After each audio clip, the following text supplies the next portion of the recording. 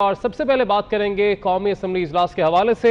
अली जैदी के रिमार्क्स पर कौमी असम्बली में हंगामा आराई हुई। पीपल्स पार्टी के नवीद कमर कोट उतारकर सामने आ गए। नवीद कमर बोले कि लड़ना है तो आओ लड़ लो। अली जैदी की तकरीर के दौरान पीपल्स पार्टी के अरकान खड़े हो गए।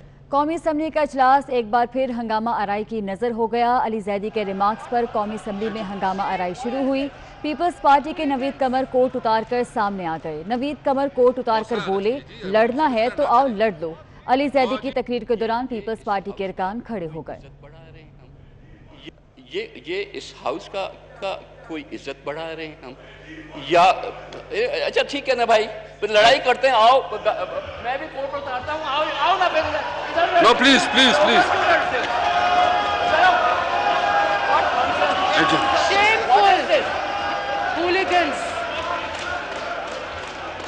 हौसला आना चाहिए जी, सब इस तरह ना करें जी। और जी नवीद कमर साहब प्लीज, नवीद कमर साहब प्लीज। ये इस हाउस का कोई इज्जत बढ़ा रहे हैं हम, या अच्छा ठीक है ना भाई, फिर लड़ाई करते हैं। आओ मैं भी कोर्ट उतारता हूँ, आओ ना फिर। No please please please.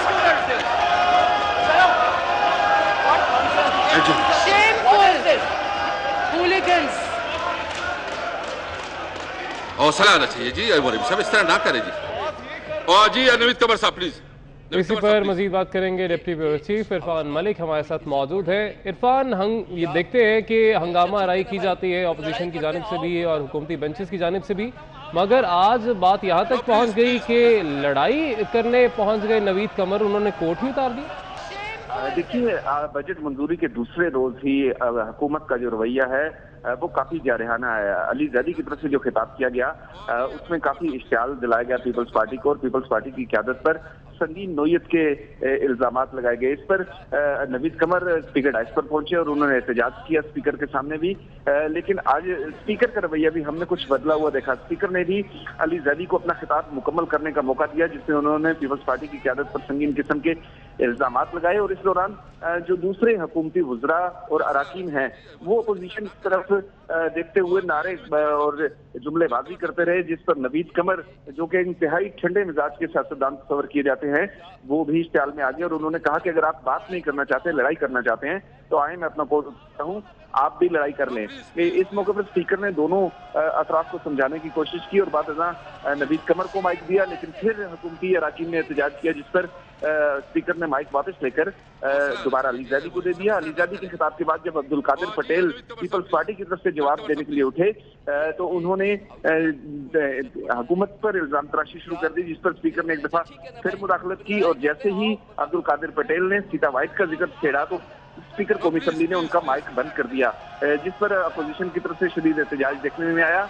और उसके बाद अपोजिशन की तमाम जमातें वॉकआउट कर गई। सिर्फ जो MMA के अब्दुल अकबर चित्राली ऐवान में मौजूद है अपोजिशन की तरफ से, बाकी तमाम की तमाम अपोजिशन वॉकआउट करके बाहर जा चुकी है। अपोजिशन वॉकआउट करके बाहर जा चुकी है। इरफान, ये कैसा दोहरा मेयार है हुकूमती बेंचेस की जानिब से कि एक तरफ फवाद चौधरी कहते हैं कि आए मिलकर बैठते हैं, बात करते हैं, मसलों को सुलझाते हैं बजाय इसके कि उनको मजीद उलझाया जाए, और उसके फ़ौरन बाद एक और वज़ीर उठते हैं और वो भरपूर तरीके से तनकीद करते हैं और संगीन नौयत के इल्ज़ामात जो कि अभी साबित भी नहीं हो सके उनको लगाया जाता है, जिसके बाद माइक बंद करवाया जाता है। तो ये कैसा दोहरा मयार हुकूमती बेंचेस की जानिब से सामने आ रहा है? देखिए, ये जाहिर करता है कि हुकूमती बेंचेस में तकसीम है कि हुकूमत का एक वजीर मसलियत की बात करता है और बातचीत के जरिए मामलात हल करने की ऐवान में खड़े होकर दावत देता है, लेकिन उसके फौरन बाद एक दूसरा वजीर इंतहाई इश्तियाल अंगेज तकरीर करता है। तो हुकूमत इस मामले पर खुद एक पेज पर नहीं है कि ऐवान को कैसे चलाना है और अपोजिशन को साथ लेकर चल रहा है या नहीं चल रहा, अपने अपने बयानात हैं। फवाद चौधरी ने बड़ी अच्छी बात की थी कि अपोजिशन को साथ लेकर चलना चाहिए, अच्छे माहौल में आगे बढ़ना चाहिए, लेकिन अली जैदी को जैसे ही माइक मिला तो उन्होंने तमाम की तमाम जो मसालत की फजा थी उसको एकदम खत्म कर दी। और बहुत शुक्रिया इरफान, आपने अपडेट किया इस हवाले से। जबकि सीता वाइट का जिक्र करने पर स्पीकर बरहम हो गए। स्पीकर ने अब्दुल कादिर पटेल का माइक बंद करा दिया। स्पीकर ने हुक्म दिया कि बंद करो इसका माइक।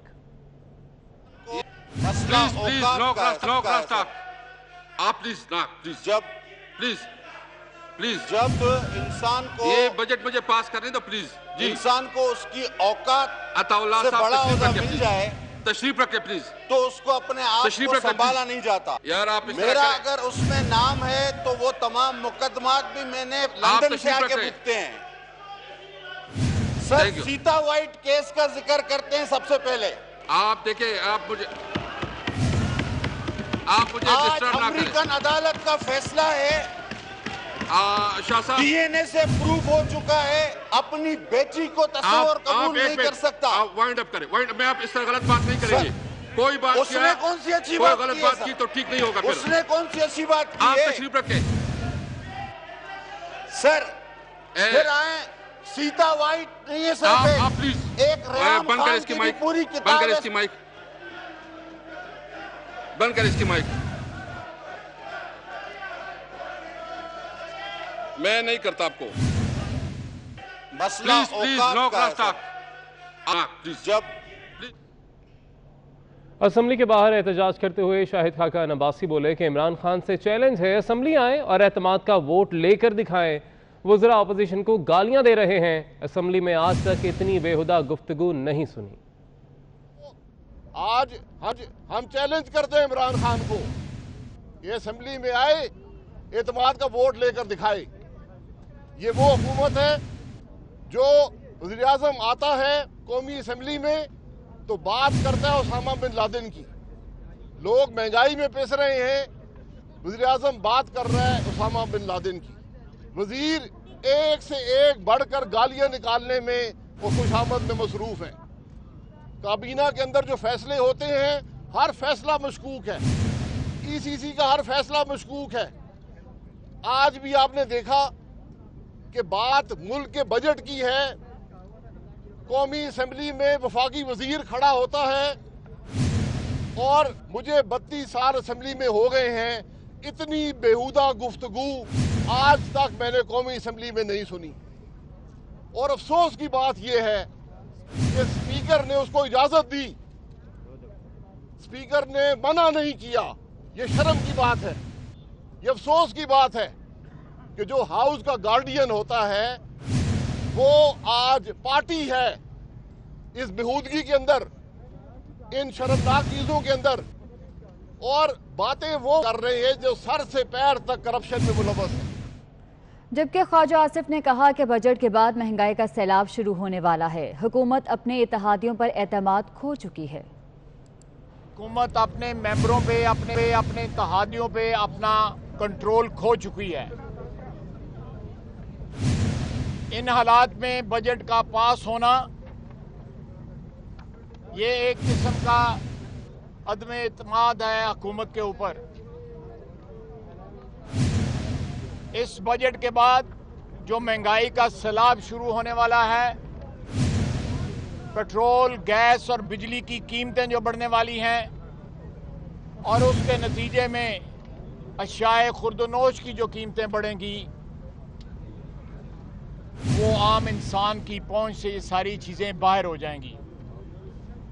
बेशतर इसके कि हम तबाही की उस सतह तक पहुंचे जहां से वापसी नामुमकिन है, वहां पे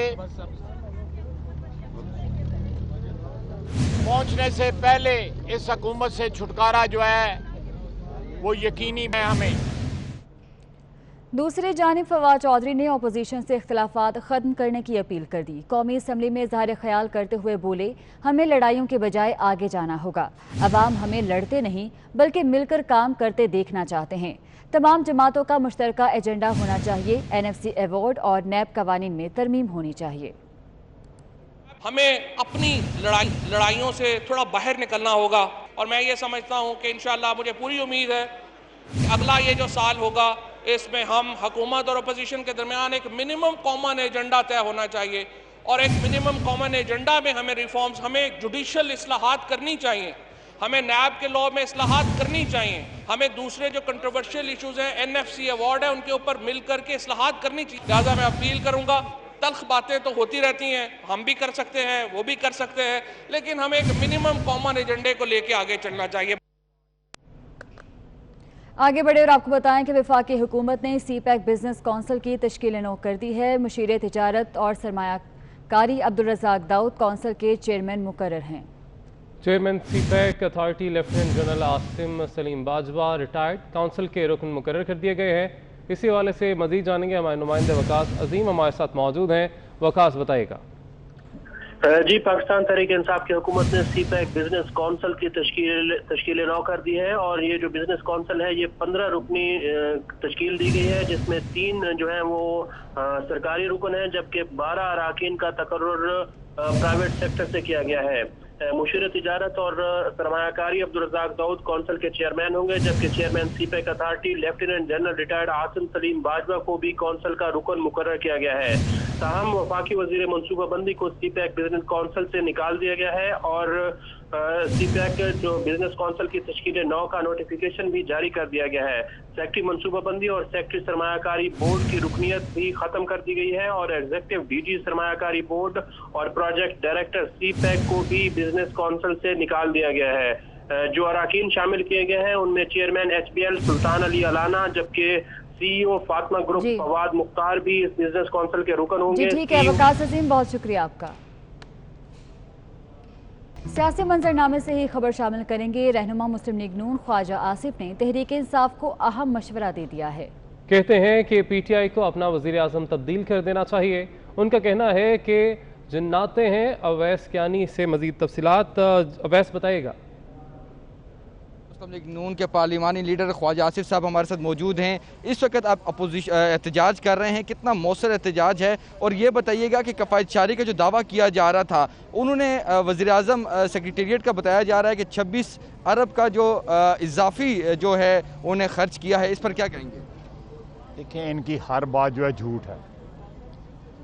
ये पिछले 2 साल में इनकी कोई बात जो है, कोई बात एक बात बता दें जो सच हो। झूठ का एक अंबार लगा दिया है इन्होंने इस बजट के अंदर जो है, और ख़ुसूसन ये पेट्रोल की कीमतें और अब गैस और बिजली की कीमतों का जो इजाफा आ रहा है, ये आवाम का जीना जो है ना वो मुहाल कर देगा। तो हमने आज ये मुजाहरा किया है और इंशाअल्लाह ताला ये इसके बाद APC होगी और अपोजिशन जो है एक ऐसा लाया अमल देगी। देखें, कल इनको 12 वोट कम मिले हैं सिंपल मेजॉरिटी से। तो कोई भी सिटिंग हुकूमत जो है जब सिंपल मेजॉरिटी से कम वोट हासिल करती है तो उसके लिए जो है ख़तरे की घंटियाँ बजनी शुरू हो जाती। बजट तो पास हो गया, वो तो एक फॉर्मेलिटी थी, लेकिन जिस तरह 2 हफ्ते में इन्होंने बंदे ढो के कल लाए हैं, आपको भी पता है, मीडिया को सारे को पता है, ढो के लेके आए हैं। अगर ये बंदे को ब्लैकमेल करके डरा धमका के ढो के ना लाते तो इनके पास जो है 130-135 जो भी तब्दीली आएगी वो उसका जो रिजल्ट जो है वो इलेक्शंस होने चाहिए। अगर तब्दीली मौजूदा हालात का जो है कंटिन्यूशन जो है या इनका जारी और सारी रहना मौजूदा हालात का वो अफोर्ड नहीं कर सकते पाकिस्तान की 22 करोड़ आवाम जो है। और जो अगर तब्दीली क़यादत की PTI तब्दीली कर लेती है, इमरान खान से छुटकारा हासिल कर लेती है और कर सकती है इस वक्त, जिस तरह वो अवाम में जो हाल हो गया उनकी पॉपुलैरिटी का, तो इस सूरत हाल में मेरा ख्याल है कि जो है PTI को अपनी क़यादत चेंज करनी चाहिए और उससे हालात जो है ना वो बेहतरी की तरफ जा सकते हैं। अगर इमरान खान की जगह PTI कोई और लाती है तो क्या आप लोगों को भी एक्सेप्ट होगा, अपोजिशन को एक्सेप्ट होगा? देखें, कम से कम उनसे बात तो हो सकती है, इनसे तो बात ही नहीं हो सकती। इसकी क्रेडिबिलिटी कोई नहीं है, झूठ बोलता है, एज अपोजिशन लीडर भी झूठ बोलता है और वज़ीर आज़म की हैसियत से भी झूठ बोलता है। ठीक है, बहुत शुक्रिया अवैस कियानी, आप हमें अपडेट कर रहे थे ख्वाजा आसिफ की राय के हवाले से। आपको बताएं कि जमहूरी वतन पार्टी ने भी 18वीं तरमीम में रद्दोबदल की मुखालफत कर दी है। बिलावल भुट्टो से JWP के सरबराह शाहजैन बुगटी ने मुलाकात की। इस मुलाकात में 18वीं तरमीम के हवाले से बातचीत की गई। दोनों रहनुमाओं ने इत्तफाक किया कि अगर हुकूमत ने 18वीं तरमीम में रद्दोबदल की कोशिश की तो इसकी भरपूर मुखालफत की जाएगी। इस मौके पर शाहजैन बुगटी का कहना था कि शहीद अकबर बुगटी और जुल्फ़िकार अली भुट्टो और बेनज़ीर भुट्टो के ताल्लुकात किसी से ढके छुपे नहीं।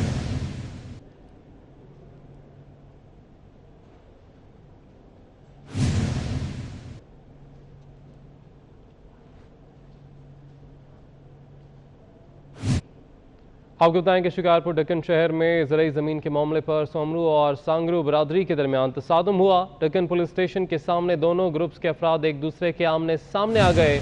लाठी और डंडों के आज़ादाना इस्तेमाल के नतीजे में दोनों ग्रुप के 6 अफराद जख्मी हो गए। इसी वजह से मजीद जानेंगे, हमारे नुमाइंदे अब्दुल खालिक मुगैरी हमारे साथ मौजूद हैं। अब्दुल खालिक, बताएगा इस हवाले से।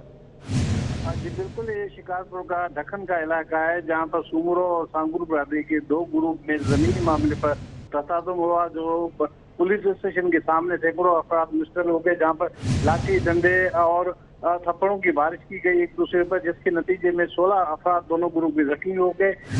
झगड़े के दौरान जो है इलाका मैदान जंग बन गया, जहाँ पर पुलिस की मजीद नफरी तलब की गई, जिससे जो है इस जो तसादम को जो है वो रोका गया। जबकि जो जख्मी होने वाले अफराद है उनको तालका अस्पताल गढ़ी यासीन मुंतकिल किया गया है जहाँ पर। जी बहुत शुक्रिया अब्दुल खालिक मुगैरी, आपने अपडेट किया। गुजरांवाला के इलाके धल्ले में नई नवेली दुल्हन को शादी के दूसरे रोज ही तलाक देकर 3 लाख रुपए में फरोख्त कर दिया गया। 16 रोज तक लड़की को गैंग रेप का निशाना बनाया जाता रहा। 16 रोज से लापता लड़की दाता दरबार लाहौर से मिली है। इसी पर मजीद तफसीलात जानेंगे जाहिद इकबाल राना से। जाहिद इकबाल, बताइएगा क्या कार्रवाई की गई है पुलिस की जानिब से?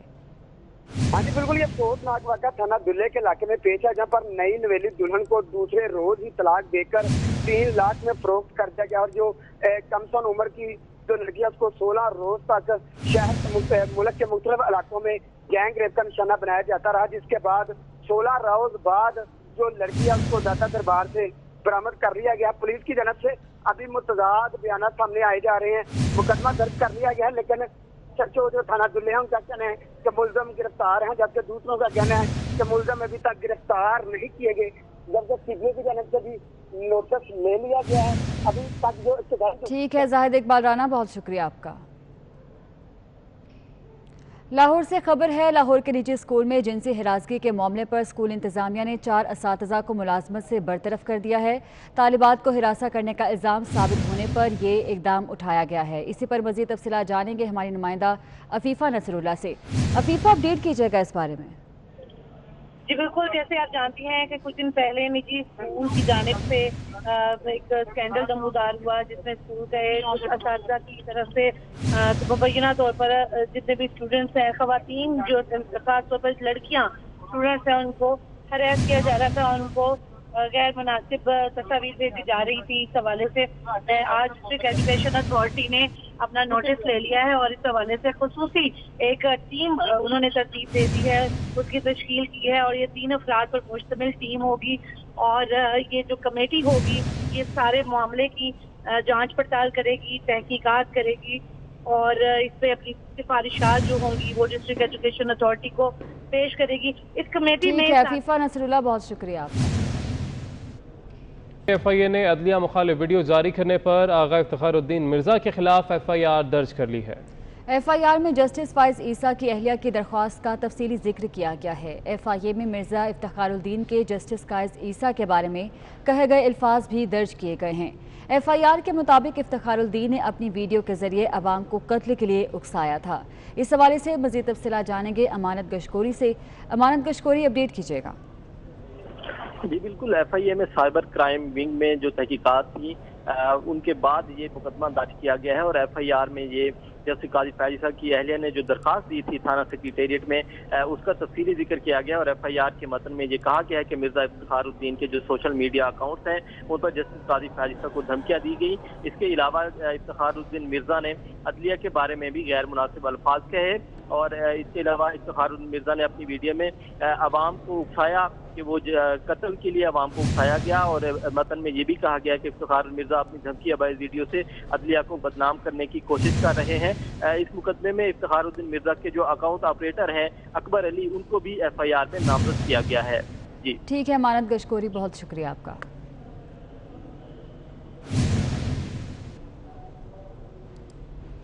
तो आपको अपडेट कर रहे हैं FIA के हवाले से, जहां पर पेश किया गया इफ्तिखारुद्दीन ने अपनी वीडियो के ज़रिए लोगों को कत्ल के लिए उकसाया। तो FIA ने अदलिया मुखालिफ वीडियो जारी करने पर आगा इफ्तिखारुद्दीन मिर्जा के खिलाफ FIR दर्ज कर ली है।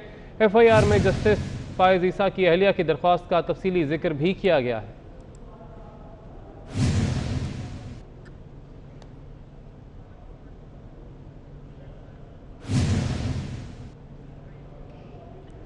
मेजर जनरल निगार जौहर की लेफ्टिनेंट जनरल के ओहदे पर तरक्की हुई है। ISPR के मुताबिक ये बताया जा रहा है।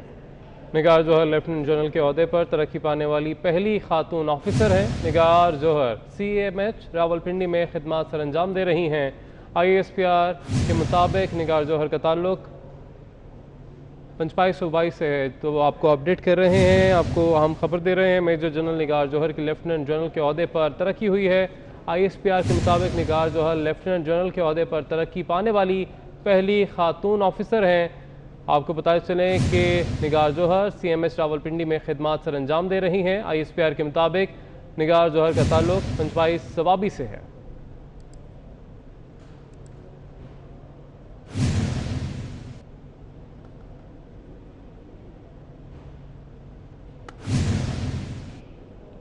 गुज़िश्ता रोज़ पाकिस्तान स्टॉक एक्सचेंज हमले में शहीद होने वाले सिक्योरिटी गार्ड शहीद इफ्तिखार के घर की फ़ज़ा सोगवार है। हमारी नुमाइंदा मानिया शकील से मज़ीद जानेंगे, जो कि इस वक्त शहीद इफ्तिखार के बच्चों के साथ मौजूद हैं। मानिया बताइएगा।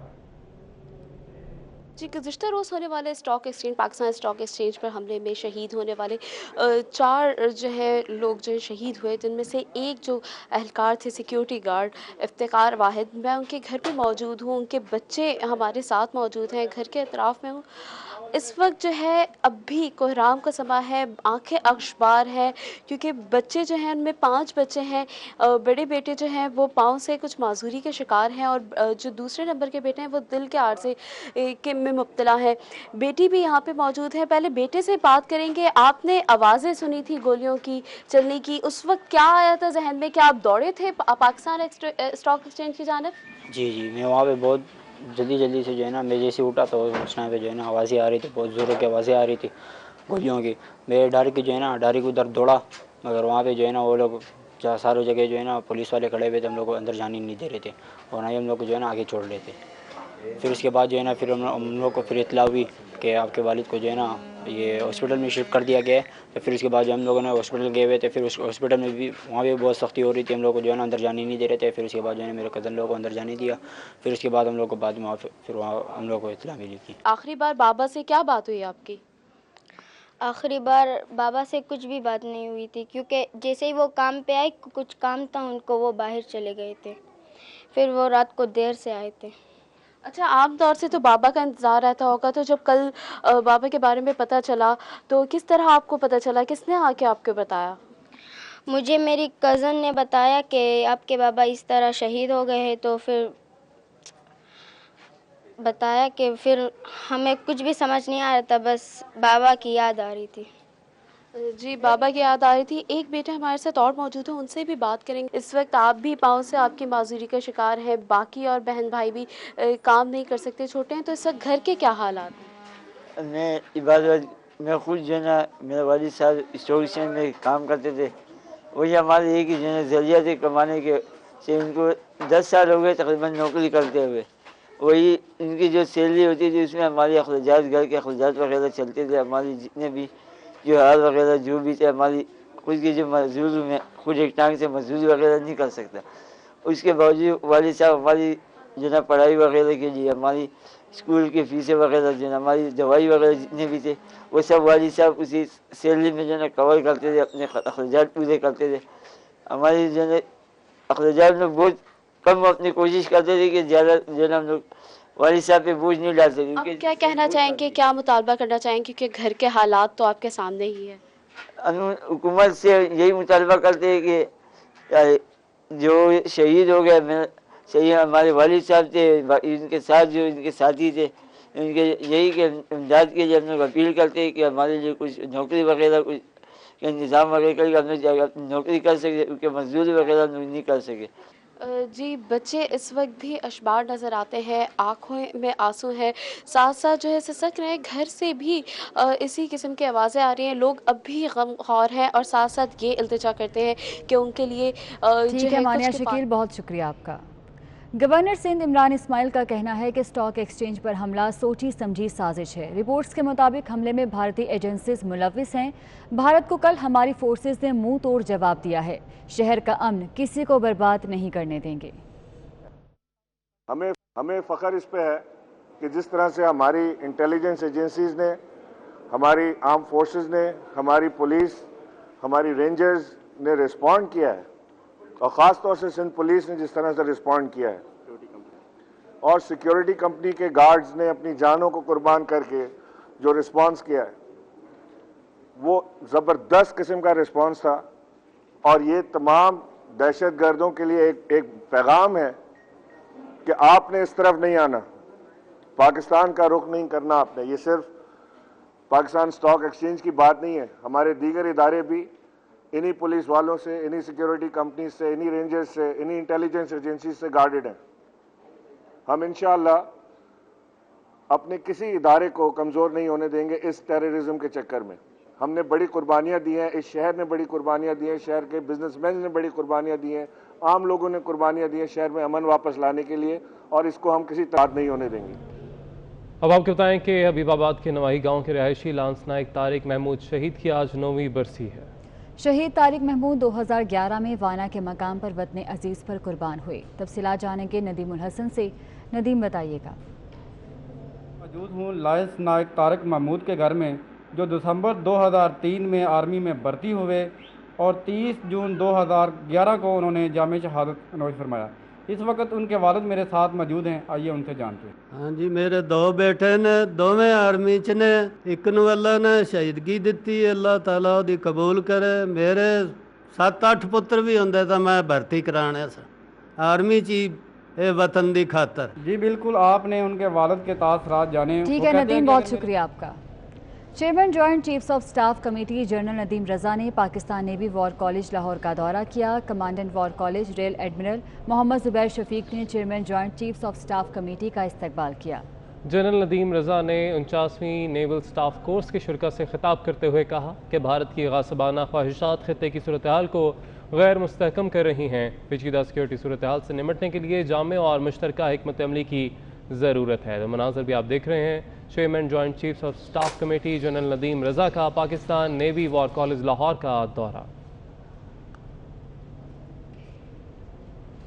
न्यूज़ स्टूडियो से फिल वक्त इतना ही। हाजिर होंगे हेडलाइंस के साथ।